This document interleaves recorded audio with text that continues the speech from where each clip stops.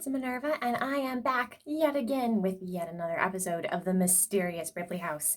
I'm loving this, guys. This is getting more exciting every day. Thanks for chiming in. Congratulations and welcome aboard if you're new. I see we have a couple new people today, based off of yesterday's votes, so welcome aboard. Without further ado, let's dive right in to episode 10. Raphael was pretty freaked out, to be honest.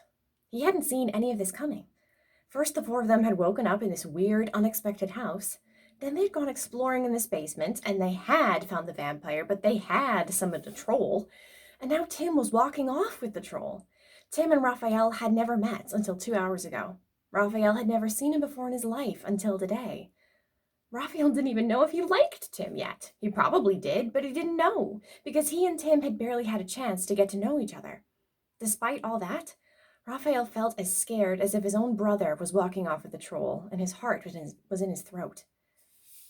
Soon, the sound of Tim and the troll's footsteps had disappeared down the hall.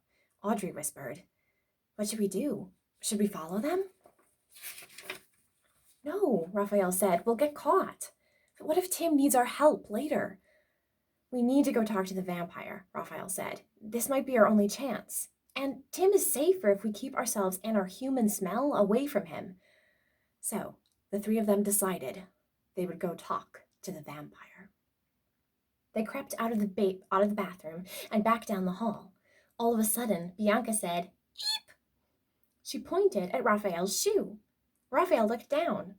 His shoes definitely felt funny because he'd given Tim his socks. Raphael did think it was funny that they were all wearing their daytime clothes and not their pajamas, but honestly, that was not the weirdest thing about this adventure.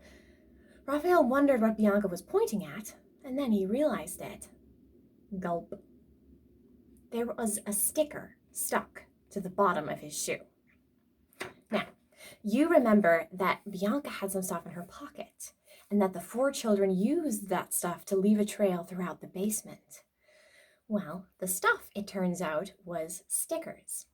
And now Raphael had one stuck to the bottom of his shoe. "Ah!" Bianca said.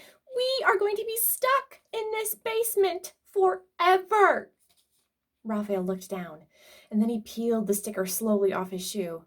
"No," he said, "it only means that we'll make one wrong turn. Just one. It's just one sticker." Raphael realized what had happened, of course. He'd accidentally stepped in one of the stickers after Bianca had stuck to the floor, and then he tracked it away with him. "If we take a turn and we don't find another sticker right away, then we'll know that we went the wrong way, and we can just turn around and go back."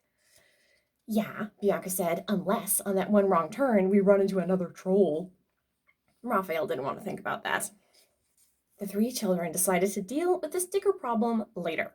After all, they had a vampire to go meet. They turned the corner and stepped back into the vampire's room. Bianca gasped. Audrey gasped. Raphael said, "Yikes!" The coffin wasn't lying down anymore. It was standing up. The vampire was standing up inside the coffin, smiling. Except now, his feet poked out the bottom of the coffin so he could walk around. "Oh, hello," the vampire said. "My name is Jim." "You're a vampire named Jim?" Audrey said. "Yes," said Jim. "And you walk around inside a coffin?" Bianca said. "Yes," said Jim. Jim shuffled forward. He could only move a few inches at a time, so he wiggled a lot when he walked, and the coffin wiggled from side to side. Jim seemed comfortable, though. He held out a pale green hand to Audrey. "Nice to meet you," Jim said. "I was wondering if you could help me. You see, I can't get out of this coffin unless someone guesses my coffin's name.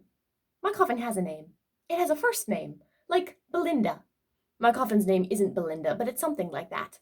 If you guess it, I'll be free. And I will owe you a favor. But if you don't guess it, well, I will be stuck, and you won't get a favor." All right, friends, that is the end of episode 10. And now we have to decide if the three children should try to release Jim from his coffin, and if they do decide to try to guess the coffin's name, what do you think the coffin's name is? And here in my book, I have decided on a name for the coffin. I have written it down, and if you guys if one of you actually managed to guess it, then Jim will be released. But if not, We'll have to see what happens with that. So, without further ado, let's go for it into a weekend. Stay fun and stay active and find stuff to do. There will, of course, be a new video on Monday morning, but in the meantime, vote, tell a new friend about it, share the video with them, and invite them in on the adventure, and of course, complete your mission of the day, which is to go around your house and find random household objects like your toilet, or your front door, or the coffee machine, and give them ridiculous new names, like the Flippin' Floover Blopper, and write that down and stick it to the top of the thing, and then refer to it as that all day. So, all right, that's it, friends. I hope you guys have a lovely weekend. I will see you tomorrow. And in the meantime, stay adventurous and stay inquisitive, and I will see you guys on Monday morning.